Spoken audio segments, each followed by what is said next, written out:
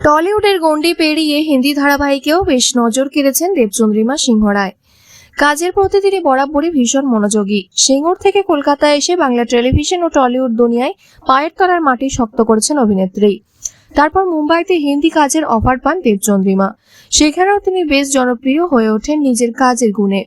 প্রশংসা কুড়িয়েছেন নানা মাধ্যমে। অভিনেতা সোহম চক্রবর্তী ও বলিউড টলিউডেও সমান্তালে কাজ করেছেন। তারও অভিনয়ের গুণমুগ্ধের সংখ্যা কম নয়।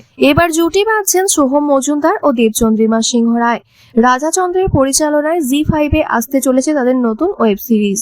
তাদের নতুন ওয়েব সিরিজের কাজ ইতিমধ্যেই শুরু হয়ে গেছে। সম্প্রতি সোশ্যাল মিডিয়ায় তার ছবিও শেয়ার অলরেডি শুরু হয়ে গেছে।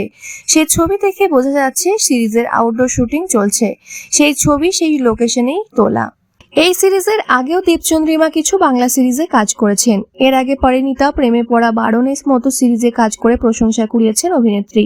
অন্যদিকে সোহম সিটারেল, হানিবানি, কবির সিং এর মতো হিন্দি কাজের পাশাপাশি টলিউডে ব্রহ্মা জানেন, গোপন কমটি, পাটালিগঞ্জের পুতুল খেলা, মায়া সত্রভ্রমে কাজ করেছেন। এখন অপেক্ষা টলিপাড়ার নতুন জুটির এই কাজ দেখার।